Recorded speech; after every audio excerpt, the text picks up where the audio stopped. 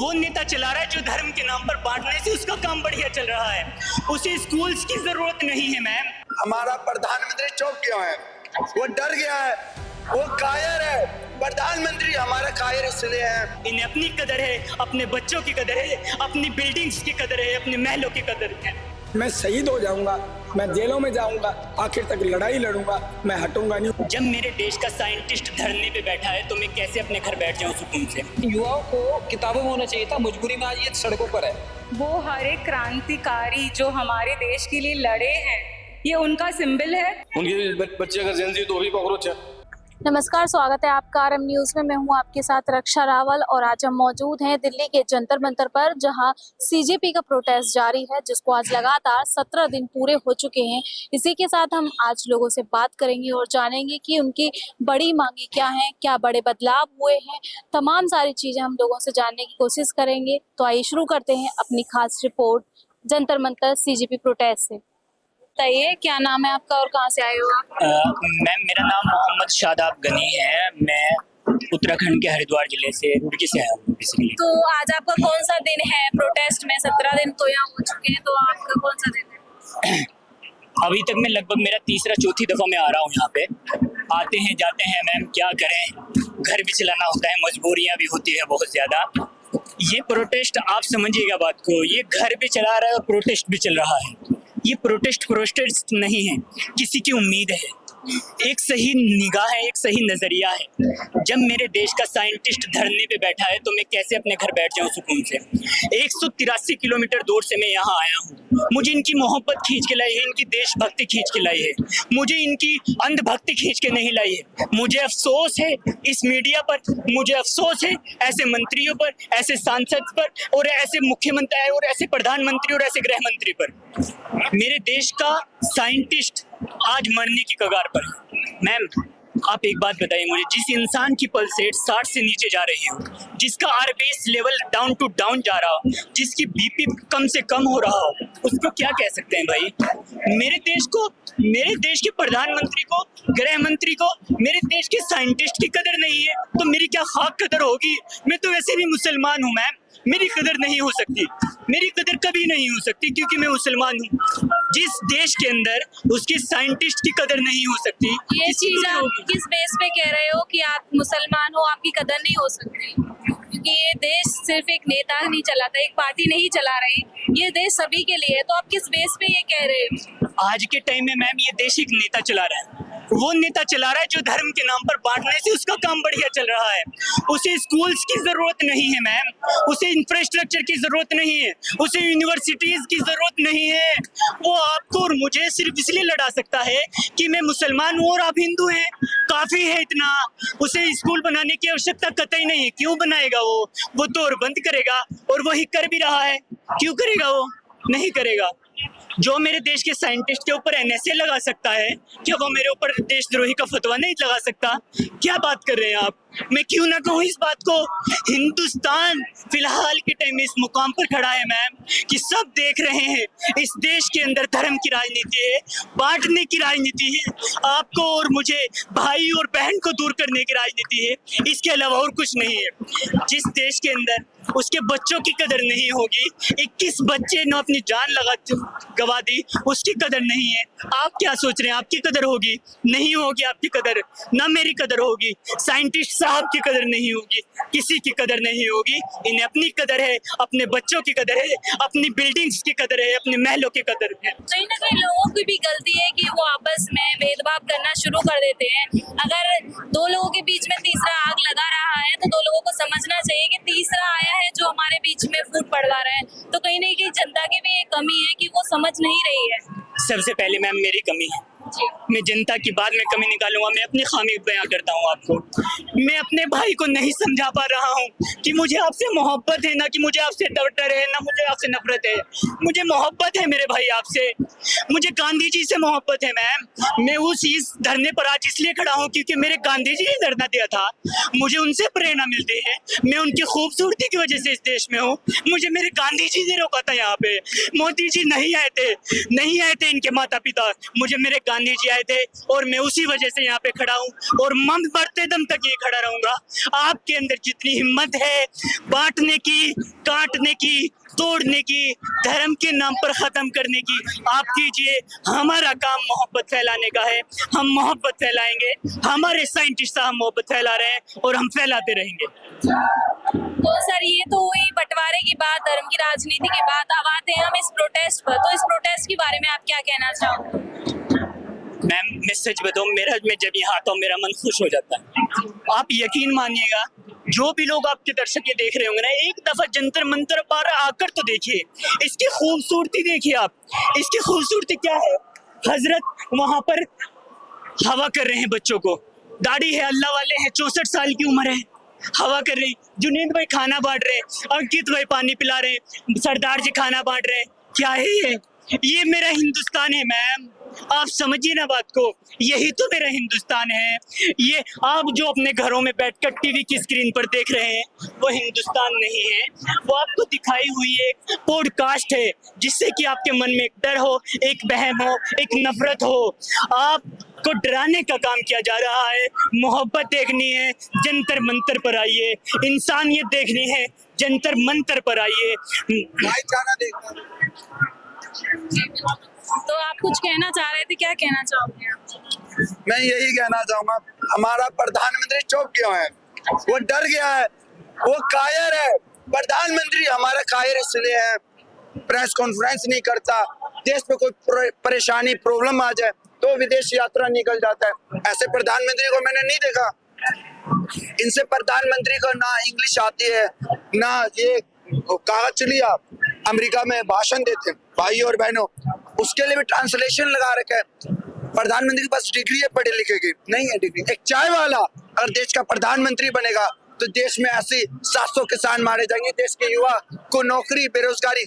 मोदी जी के कार्यकाल में 2 करोड़ नौकरी का वादा था, युवा भटक रही है। MBA की डिग्री, IAS की डिग्री, जितने भी बड़ी बड़ी डिग्री हासिल करके उनको क्या बेरोजगारी मिल रही है? क्या मिल रहा है? धक्का खा रहे हैं। हमारे इंडिया में अगर अच्छी रोजगार नहीं दे सकते तो आप झूठा वादा या झूठा दिलासा तो मत दो। नीट का पेपर लीक कर रहा था, क्यों है पता है? नेता वो फंड चाहिए इलेक्शन के टाइम में, ये दोगलेबाजी गुमराह करने के लिए करते हैं। तो क्या लग रहा है, कैसे बदलाव होगा, कैसे ये सारी चीजें सॉल्व होंगी? बदलाव तो होगा। अब मोदी जी की कमियां हमें पता है, गलतियां हमें पता है सरकार की, उसका सॉल्यूशन भी जनता अगर कमियां निकाल सकती है तो जनता को सॉल्यूशन भी पता होना चाहिए। सॉल्यूशन पता है, इस्तीफा, रिजाइन अगर दे देते हैं तो इसका सॉल्यूशन निकल जाएगा। सॉल्यूशन निकलेगा क्यों नहीं? आपको मैंने अगर पावर दी, आपको मन में डर रहेगा कि अगर मैंने ये गलती करी तो मेरी कुर्सी भी छीन जाए। आने वाला जो एजुकेशन मिनिस्टर हो या PM हो, मेरे को PM बना दे, मैं कुर्सी पे क्या क्या फैसले करूंगा पता है आपको? रेपिस्ट को रोकना, रेपिस्ट को खत्म करो। मेरा एक सिद्धांत कहता है, मेरा भाई गलती करे, सगा भाई, मेरा दोस्त गलती करे, दोनों का एनकाउंटर कर दो, फांसी दे दो। मैं सगा अपना नहीं देखता, मेरा कानून इक्वल होना चाहिए। अब मोदी जी का कानून तो अंधा है, वो क्या करे, आम जनता को पागल कैसे बना रही, गुमराह कैसे। मेरा कानून इक्वल होना चाहिए। मैं अगर PM बन जाऊं, देश की युवा PM बन जाए इसमें से। क्यों? देश की युवा पढ़ी लिखे, सही गलत का फर्क रखता है। एक रेफरेंस, मैं 4 साल के बच्चे का इंटरव्यू ले रहा था, उससे मैंने पूछा आप गुटखा क्यों खा रहे हो? कह रहा है कि विमल खाता हूँ तो शाहरुख खान तो मरा ही नहीं, मैं कैसे मर जाऊं? मैं इस बात के लिए शौक हूँ, शाहरुख खान मरा नहीं तो वो बच्चा भी गुटखा खा रहा है। अरे भाई, उसको किताब कुछ नहीं, गांव का बच्चा था। सोचने वाली बात है कि ऐड देखने से बच्चे पे, गुटखा खाने से क्या होता है, कैंसर या जम जाता है, छाती में दर्द होता है। मगर वो शाहरुख खान का कॉपी करता है कि शाहरुख खान नहीं मरा तो मैं कैसे मर जाऊंगा। आप आज के युवा को किताब दोगे तो इसी में से कोई रोनाल्डो, कोई मैसी, कोई एलोन मस्क का मालिक बन सकता है।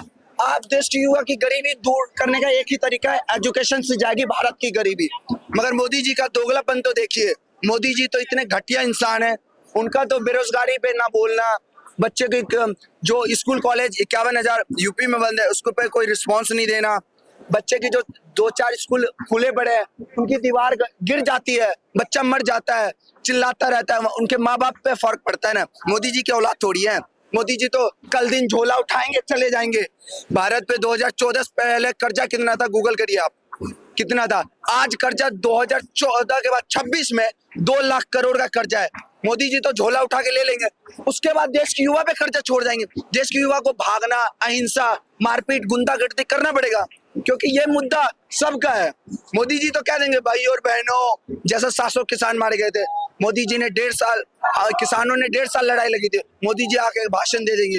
अभी क्यों नहीं दे रहे? प्रेस कॉन्फ्रेंस मीटिंग कर रहे हैं। 12 साल में क्या किया है? 12 साल में काम गिनवा दीजिए मोदी जी का, एक भी काम नहीं किया। मोदी जी को, आम जनता को गुमराह कर रही है, पागल कर रही है, चोचलेबाजी। मतलब सत्ता का इतना लालच है इनको कि सत्ता कुर्सी छोड़ना नहीं चाहती, सत्ता का लालच इन्हें डुबाएंगी। ये कॉकरोच जो है कीमत की तरह मोदी की कुर्सी खा जाएंगे। और मैं एक शायर अर्ज करना चाहूंगा मोदी जी के लिए, ना प्रेस कॉन्फ्रेंस मीटिंग करेंगे, जब देश पे कोई प्रॉब्लम आ जाए, परेशानी आ जाए तो विदेश की यात्रा निकल जाएंगे। बीवी से भी भाग रहे हैं, विदेश की यात्रा भी कर रहे हैं, प्रेस कॉन्फ्रेंस हर जगह से। मोदी जी का काम है 12 साल में भागना, मोदी जी का काम है भागना। मोदी जी का भागना एक अदा है। मोदी जी को जो महान समझे वो सबसे बड़ा गधा है। तो इतना भागने के बाद भी इतना लोग उनको फॉलो कर रहे हैं। फॉलो क्या कर रहे हैं? मोदी के फॉलोअर्स में गिनवा दूंगा ना, आप ज्यादातर फेक होता है, फॉलोअर सपोर्ट कुछ नहीं होता है। वो अंधभक्त होता है जो अपनी शिक्षा के लिए नहीं लड़ रहा है, नो एजुकेशन के लिए लड़ रहा है, जिनको अपना हेल्थ का नहीं पता। एम्स की हालत इतनी खराब चल रही है, जब तक आप एडमिट लोगे एम्स में तब तक आप मर चुके होगे। डॉक्टर क्लिनिक इतनी बुरे हाल, लोग टाइल्स पे रोड पे सो रहे। हमारा इंडिया विकसित भारत कैसे बनेगा? ऐसे बन जाएगा। कचरों के मामले में विकसित भारत, रेपिस्ट के मामले में विकसित भारत, हर चीज में विकसित भारत। मोदी जी आम जनता को दोगलापन, गुमराह कर रहे हैं, पागल बना रखा है। क्या बना रखा है? देश की युवा को दे क्या रहा है 12 साल में? बेरोजगारी, भ्रष्टाचार, क्राइम। 4 साल की बच्ची के साथ वहां रेप हो जाता है, हौज खास का मामला दिल्ली में, मगर एमएलए का लड़का था तो वो बच जाता है। क्यों बच जाता है? कानून इक्वल होना चाहिए। मेरा कानून क्या कहता है, मेरा लॉ क्या कहता है पता है? ये लॉ मैंने खुद अपने बनाया है। मेरा भाई अगर सगा भाई गलती करे, मेरा दोस्त गलती करे, मैं दोनों को सजाए फांसी दे दूं, एनकाउंटर कर दूंगा। मेरा ये संविधान कहता है। मोदी जी का कानून क्या कहता है? एमएलए के लड़के को बचा लो, उनका बचा लो। ये कोई तरीका नहीं होता। आप कह रहे हो कि जनता को पागल बना रही है जो बीजेपी सरकार है, तो जनता पागल बन क्यों रही है? जनता पागल इसलिए बन रही है कि 500 रुपए पेट्रोल हो जाए तब भी मैं मोदी को वोट दूंगा। ये जनता अंधभक्त है। जब देश में गुलाम बन जाएगा, हिटलर की तरह राज होगा, तो उस जनता को मैं पूछूंगा कहाँ थे आप? सोए हुए थे? अरे जागने में तो थोड़ी लेट होगी, देश तो गुलाम बन चुका है। मोदी जी का तो अब इलेक्शन भी नहीं हो रहा है, मोदी जी ने तो पूरा पार्टी खरीद रखी है। देश गुलाम के कगार पे आ चुका है, मगर मोदी जी रिस्पॉन्स क्यों नहीं देंगे? जनता जब तक जागेगी तब तक देर हो चुका होगा, क्योंकि अंधभक्ति कहते हैं मोदी जी के दीवाने। हमर तो नहीं है। अंधभक्त को आंख खोलने के लिए मैंने शायरी बोला था ना। तो जैसा कि आप देख सकते हो, यहाँ एक समूह एक बना हुआ है, और वो समूह है केवाईसी संगठन का। जो केवाईसी संगठन है उसका एक समूह यहाँ इकट्ठा हुआ है। तो उन्होंने क्या आप देखने को मिलेगा कि जो सिर पर एक लाल पगड़ी वो बांधे हुए हैं, और साथ में नीचे उनके पोस्टर्स आपको देखने को मिलेंगे। और आप उधर लेके चलिए कैमरा पर्सन, जैसा कि आप हमारा जैसा कि जो कैमरा पर्सन आपको दिखा सकते हैं कि नीचे आपको पोस्टर्स देखने को मिलेंगे, और जो है एक लाल पगड़ी वो हाईलाइट कर रखी है। और उसी के साथ यहाँ जो लोग मौजूद हैं उनके सिर पर भी जो है लाल पगड़ी आपको देखने को मिलेगी। और उसी के साथ एक लाल जो गुलाल है उन्होंने अपने चेहरे पर लगा रखा है। तो कहीं ना कहीं ये कुछ संदेश देना चाहते हैं। जो भगत सिंह की जो लाल पगड़ी है, कहीं ना कहीं उनके जो आइडियोलॉजी है वो इसको शो कर रहे हैं। हम आपको दिखा सकते हैं, जैसे कि हम आपको अपने कुछ जो ये पगड़ी के साथ, लाल पगड़ी के साथ क्या शो करना चाहते हैं। तो जैसे कि उन्होंने जो पोस्टर लगा हुआ है लिखा भी हुआ है कि जिस पगड़ी का रंग लाल है वही बदलेगी देश का हाल। इस तरीके से जो है यहाँ आपको देखने को मिलेगा कि ये लाल पगड़ी इन्होंने सिर पे बांध रखी है, और उसी के साथ लाल पगड़ी सिर पे बांध रखी है, और जो चेहरे पर गुलाल लगा रखा है। और उसी के साथ जो है यहाँ जो लाल पगड़ी का जो पोस्टर्स है, और उसी के साथ उन्होंने स्लोगन्स यहाँ लिख रखे हैं। तो ये अलग ही तरीके से जो अपना विरोध प्रदर्शन है वो उसको यहाँ बयां कर रहे हैं। इसी के साथ हम लोगों से बात करने की भी कोशिश करेंगे कि वो किस तरीके से ये जो अपना गुस्सा है अपना किस तरीके से बयां कर रहे हैं। आइए चलिए लोगों से बात करने की कोशिश करते हैं। क्या कहना चाहोगे आप? ये लाल पगड़ी बांध रखी है और गुलाल चेहरे पे लगा रखा है, आप किस तरीके का विरोध प्रदर्शन ये दिखाना चाह रहे हो? देखिए, हमारा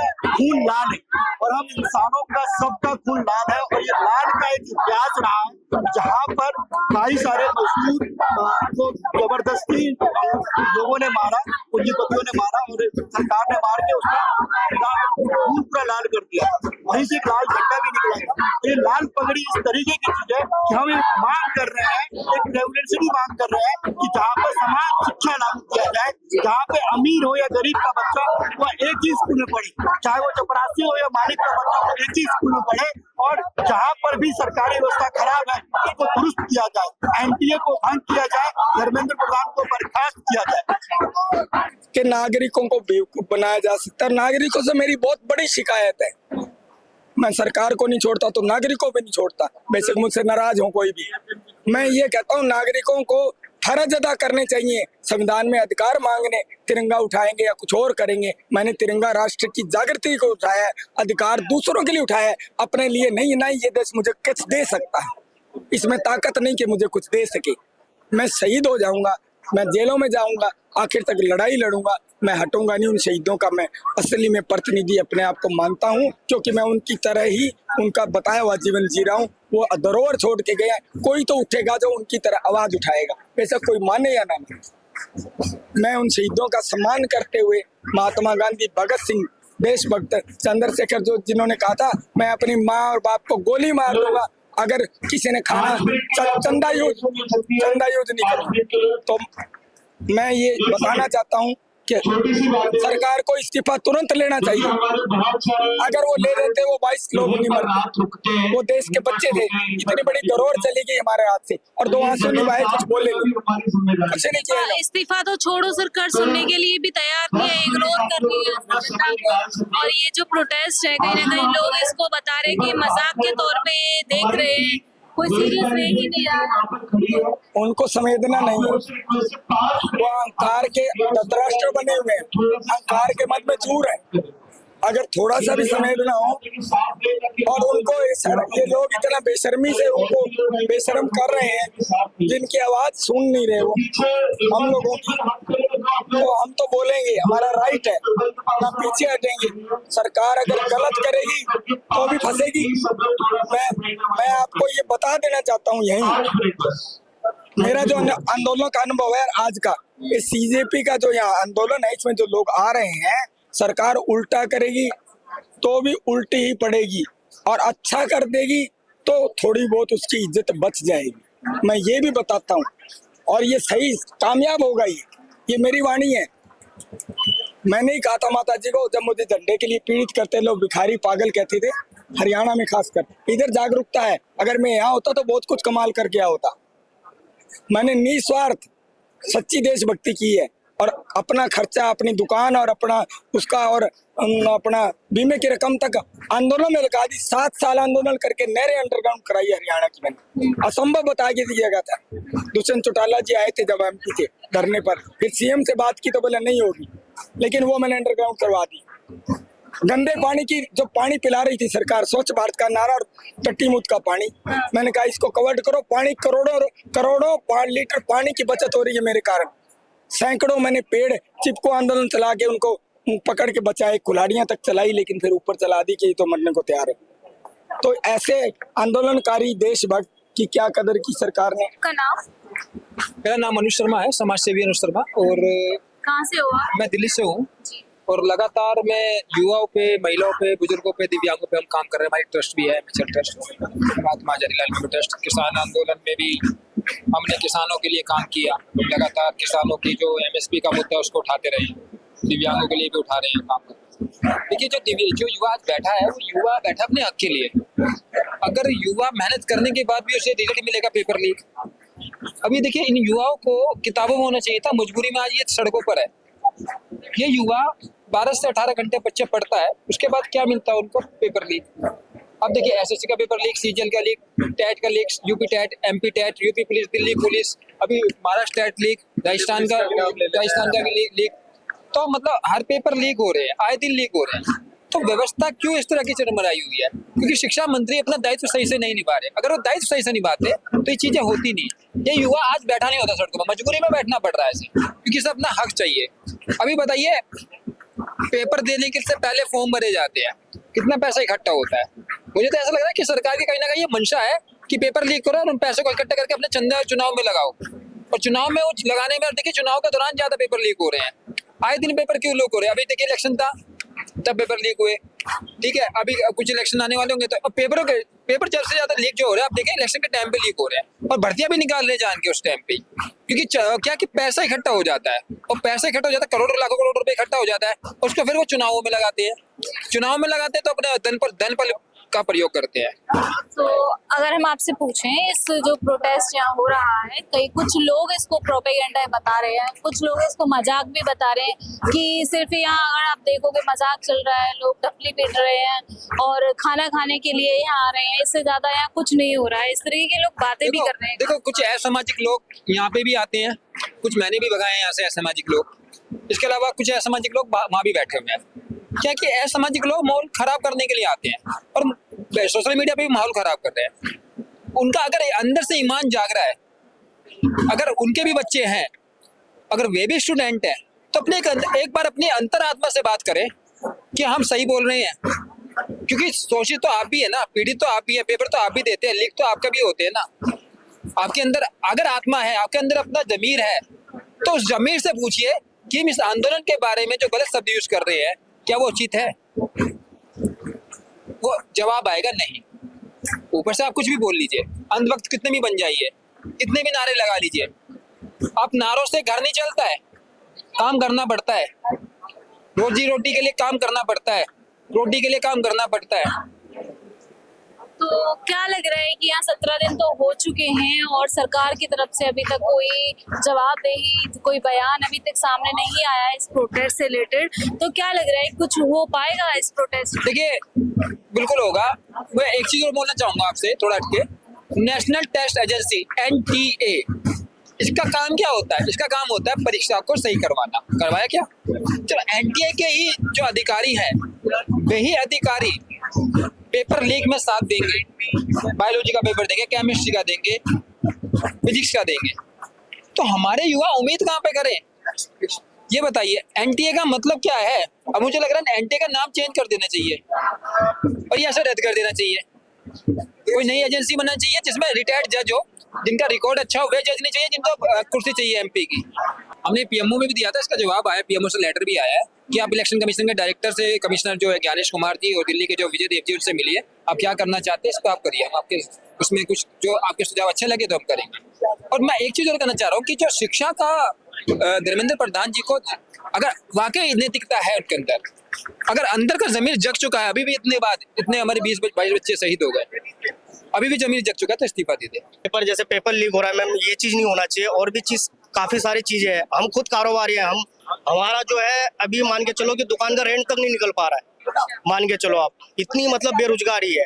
आप ये नहीं कर रहे हो, आप इधर उधर घूम रहे हो, मतलब विदेश जा रहे हो, कहाँ जा रहे हो, क्या कह रहे हो। मैं आज तक जिंदगी में ये बता रहा हूँ मैम कि इससे ज्यादा निकम्मी सरकार मैंने कभी नहीं देखा। जिसे एक सरकार होता है ना, उसमें देखा है मैंने, क्योंकि मैं जो है मेरा बिजनेस जो है 2008 से है और उस समय कांग्रेस का भी था। हालांकि मैं मानता हूँ कि देखो एक दूसरे को मतलब चेंज होना चाहिए, एक आना चाहिए, तभी जो है मतलब दूसरे पार्टी को समझ में आता है कि हमने ऐसा क्या मतलब नहीं किया है कि हमें सरकार पब्लिक ने लात मार दिया है, ठीक है। तो उसके बाद बीजेपी आया, लेकिन बीजेपी को ढंग से चलाना चाहिए, लेकिन इनको कुछ नहीं आता, बस सिर्फ यही कहता है कि ये वो। और अपना देख लो कि अभी जैसे राम मंदिर का है या जो भी है, अभी जो मुद्दा जो बनाया है, जो भी करा है, आपने खुद मंदिर बनाया और खुद आपके सिस्टम ने मतलब जो भी है अभी जो मतलब हो रहा है इस चीज के लिए चोरी हो गया है। तो आप एक तरफ ये कह रहे हो, एक तरफ प्रधानमंत्री जो देश के हैं वो कहते हैं आत्मनिर्भर भारत पे इतना फोकस करते हैं, आप दूसरी तरफ आप बता रहे हो कि कारोबार एकदम ठप हो चुका है, आपको बहुत ज्यादा दिक्कतें होती है, तो आपको किस तरीके की दिक्कतें फेस करने को मिल रही है? मैम दिक्कत ये है कि मैम कहीं पे भी कारोबार नहीं है, जहाँ पे भी मतलब एक चीज मैंने ये एक्सपीरियंस ये किया हूँ, मैं जैसे मेरा माल राजस्थान साइड में जाता है, जैसे जयपुर साइड में जाता है, जब वहाँ पे गहलोत सरकार था, मैं जो है मान के चलो ये तो अभी फिलहाल ये 1.5-2 साल हुआ है अभी आए हुए राजस्थान में, तो वो मैं माल लेके जाता था। जब कांग्रेस का सरकार था अच्छा खासा मतलब प्रोडक्शन जाता था, अच्छा माल जाता था, टाइम नहीं मिलता था, लेकिन आज के डेट में ये आया है बिल्कुल ऐसा हो गया, बिल्कुल काम ही नहीं है। कारण क्या है उसका? कारण मैम पता नहीं क्या है, बस पता नहीं क्या करता है, इसमें इतना सख्ती कर देता है कि सर ये इसमें ये लगा दो, इसमें ये कर दो। ट्रांसपोर्ट में हाँ आपको जी। पैसे ज्यादा दिखने को मिल रहे हैं या फिर व्यापार में कमी दिख रही है? क्या मतलब खरीदारी में इस किस तरीके की दिक्कतें आपको हो रही है? ना खरीद में आ रहा है ना किसी चीज में आ रहा है। इस सरकार में जहाँ पे भी गया है ये एकदम कारोबार को ठप कर देता है। पता नहीं क्या है, मतलब ये पनौती है क्या है ये सरकार, मुझे खुद नहीं समझ में आ रहा है। ये जहाँ पे भी जाता है मतलब जो है ना वो वहाँ पे पनौती लग जाता है। मैं ये अपनी एक्सपीरियंस बता रहा हूँ मैं कि जैसे कि मान के चलो राजस्थान में जो मेरा प्रोडक्शन 1000 पीस का निकलता था, आज वो वहाँ पे 300 पीस नहीं जा पा रहा है। जैसे नितिन गडकरी क्या नाम है उसका, जो भी है, अभी पेट्रोल में जो है इथेनॉल मिला रहा है E20 में, मतलब जो भी है, गाड़ी मेरा खुद मिसिंग कर रहा है। मेरा खुद 4 व्हीलर है मेरे पास। तो कहने का मतलब ये है कि मतलब मनमानी सरकार है कि भैया हम जो करेंगे वही करेंगे, आपको उसी से संतोष रहना पड़ेगा, करना हो करो, नहीं करना हो अपने गाड़ी जो है अपना भंगार में बेच दो, ये काम है। आपके अकॉर्डिंग जो सरकार है कोई अच्छा ये काम मतलब नहीं जो है तानाशाही सरकार है, ये तानाशाही सरकार है। किसी का सुनना नहीं है, किसी का कुछ करना नहीं है। कोई मर रहा है मरने दो, कोई कुछ कर रहा है करने दो, उनको कोई मतलब नहीं। उनको करना वही है जो मतलब ये करना है, हिंदू मुस्लिम। अरे भैया जो भी है हिंदू मुस्लिम जो भी कर रहे हो या नहीं कर रहे हो अलग बात है। हिंदू मुस्लिम से आदमी का पेट नहीं भरता है, पेट इस चीज से भरता है कि कारोबार सही करो। जो ये आवाज है, ये प्रोटेस्ट जो है, ये पूरे देश के युवाओं की और स्टूडेंट की आवाज है जो एक देश का फ्यूचर होते हैं। अगर उनकी आवाज नहीं सुनी जाएगी तो देश किस राह पे जा रहा है हमें समझना चाहिए। क्योंकि यहाँ अनएजुकेटेड तो है नहीं, कोई अनपढ़ तो है नहीं। नेता अनपढ़ हो सकता है लेकिन स्टूडेंट तो स्टूडेंट है ना, वो देश के भलाई के बारे में सोचेगा। अगर स्टूडेंट की बात हम सुनेंगे तो देश तरक्की की तरफ जाएगा। अब इतने स्टूडेंट यहाँ भूख हड़ताल पे बैठे हुए हैं, उनकी जो दुविधा है उसे समझना चाहिए सरकार को। ये बहुत बड़ी डिमांड भी नहीं है। एक एजुकेशन मिनिस्टर को इस्तीफा मांग रहे हो। लाल बहादुर शास्त्री जी ने, रेल हादसा हो गया था, उनका कोई इन्वॉल्वमेंट भी नहीं था उसमें, लेकिन उन्होंने फिर भी इस्तीफा दे दिया था। लेकिन यहाँ एक तरीके से हत्या मानी जाएगी, सुसाइड की है सरकार की गलती की वजह से, तो इस्तीफा तो बनता ही है। छोटी सी डिमांड है, इसे पूरा करना चाहिए सरकार को, बस यही कहना चाहूँगा। तो लग रहा है कि एजुकेशन मिनिस्टर इस्तीफा दे देते हैं तो सारी चीजें ठीक हो जाएंगी। जो सिस्टम है वो, जो एजुकेशन सिस्टम है वो पूरी तरीके से ठीक हो जाएगा। देखिए सिर्फ मिनिस्टर के इस्तीफा देने से उन बच्चों को जिन बच्चों ने सुसाइड की है उन्हें कम से कम इंसाफ का कुछ पहलू इसे माना जाएगा कि सरकार जो एक अकाउंटेबिलिटी बनती है सरकार की, जवाब दे सरकार के लिए बहुत जरूरी है। अगर उनसे कोई गलती हुई है कम से कम इस्तीफा तो बनता ही है ना। पूरे सिस्टम की मांग नहीं कर रहे, सरकार बदलने की मांग नहीं कर रहे, छोटा सा इस्तीफे की मांग कर रहे। बनेगा तो बीजेपी के ही ना, जाहिर सी बात है। एजुकेशन मिनिस्टर किसी ऐसे को बनाया जाए जो एजुकेशन सिस्टम को संभाल सके, पेपर लीक को रोक सके, बस यही तो डिमांड कर रहे हैं। बहुत छोटी डिमांड है। जब मुझे मौका मिलता है बच्चों को सपोर्ट करने आता हूँ। मेरी भी बच्चियाँ हैं, मेरे भी बच्चे हैं, उनके साथ भी गलत हो रहा। और मैं किसान यूनियन भानु से जुड़ा हुआ हूँ। उस समय भी मैं देखा, हम लोग तो बहुत लोग ही हैं, हम लोग साल भर हम यहाँ रहे हैं। हम लोग को तो बॉर्डर बना कर रोक दिया गया था। हम लोग को उस जमाने में क्या बोलेंगे, आतंकवादी भी बोला गया, उग्रवादी भी बोला गया। बाहर से फंडिंग, कनाडा से फंडिंग आ रही है। अब हमारा कहने का मतलब है हमारी देश की जो व्यवस्था है वो गड़बड़ है तो क्या करें। अब स्टूडेंट आ रहे हैं, कौन नहीं है, सब भरा पड़ा है। महंगाई भी बढ़ा है, महंगाई से भरा पड़ा है। किसान अपने मुआवजे से भरे पड़े हैं। बच्चे क्वेश्चन लीक से परेशान है। कहीं क्वेश्चन लीक हो जा रहा है, कहीं पेपर हो रही है, कंपटीशन पेपर हो रही है, फिर बोलते हैं नहीं कैंसिल होगा, फिर से होगा। आप देखोगे कि पिछले इस 10 साल में यूपी गए, यूपी में आपको यूपी पुलिस की कोई बहाली नहीं निकली। जो लड़के तैयारी कर रहे थे उनकी एज चली गई, बोला कि नहीं आप 22 से करेंगे, 22 से लेके 25। तो जो 5 साल 6 साल बहाली नहीं किए तो उनकी किस्मत खराब थी कि उस समय पैदा हुए थे और दौड़ रहे थे, तैयारी कर रहे थे। चलिए अच्छा, किसी की क्या हुआ कि लास्ट टाइम एक बहाली हुई तो भाई 25 साल तक के होना चाहिए। जब उनकी ज्वाइनिंग हुई तो 28 साल के होते, उनकी क्या गलती कि 28 साल, अब 2 साल इंतजार करने के बाद रिजल्ट निकाल रहे हैं, रिजल्ट नहीं निकल रही है। परेशानी हर जगह है, ये बच्चे परेशान हैं। हमारा सबसे बड़ी बात है कि हमारे कानून व्यवस्था भी उल्टा पुल्टा बोल रहा है। लोग हम लोगों को कुछ बोल रहा है, किसी बात बोलो क्या, भाई बच्चे हैं, बच्चे बोलो, उनके बच्चे हैं, उनके बच्चे अगर जेंजी तो भी कॉकरोच है।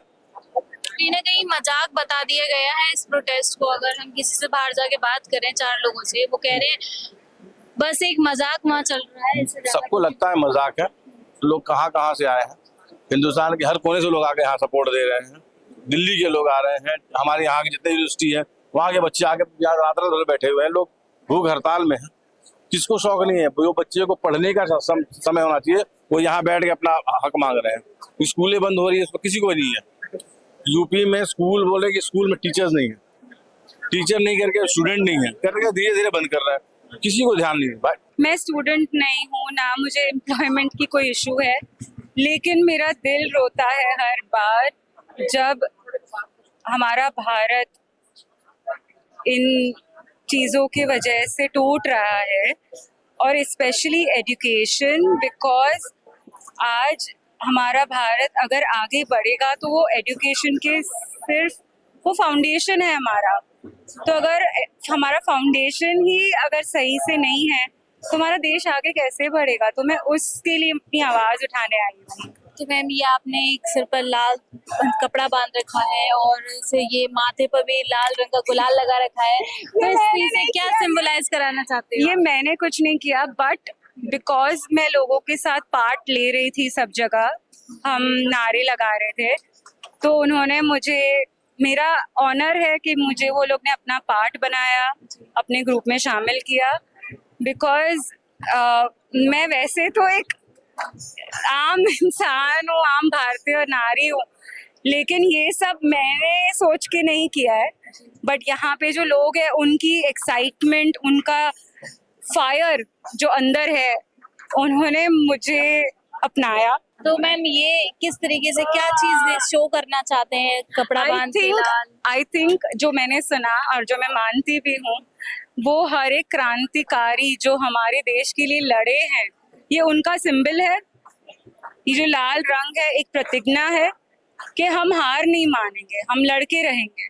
बिकॉज ये लड़ाई अभी एक शुरुआत है जो हमारे स्टूडेंट्स, हमारे आज के युवा कर रहे हैं, और उनको आज प्रेरणा दे रहा है हमारे क्रांतिकारी।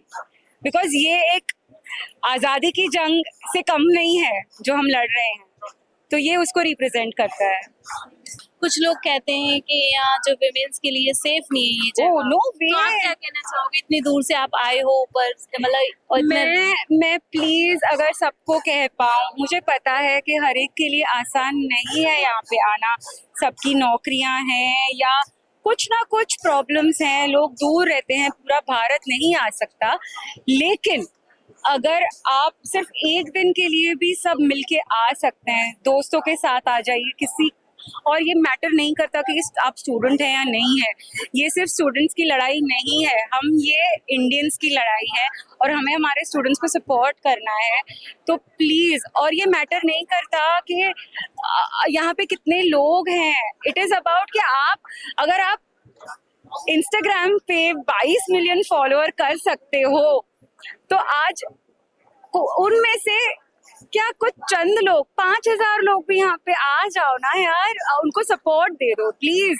और वुमेन के लिए ये बिल्कुल सेफ है, कोई टच नहीं करता, कुछ नहीं है, सब लोग जगह बना दे देते हैं मेरे लिए, मतलब इतना मुझे रिस्पेक्ट मिला है। तो आज हमने सीजेपी प्रोटेस्ट से रिलेटेड लोगों से बात की, तमाम चीजें जानने की कोशिश की कि यहाँ क्या बदलाव हुए, क्या नई चीजें ऐड हुई, और उसी के साथ जो कुछ लोग थे वो मुद्दे से भटक के अपनी जो बातें हैं वो भी हमें बताने की कोशिश कर रहे थे। तो इसी के साथ जो जंतर मंतर का जो प्रोटेस्ट है 17 दिन का, वो खत्म होने की कगार पर है, और इसी के साथ जो हमारी खास रिपोर्ट है आप उसे जरूर देखिएगा और हमारे साथ बने रहिएगा और देखते रहिएगा RM न्यूज। मैं हूँ रक्षा रावल, कैमरा पर्सन राहुल के साथ। धन्यवाद।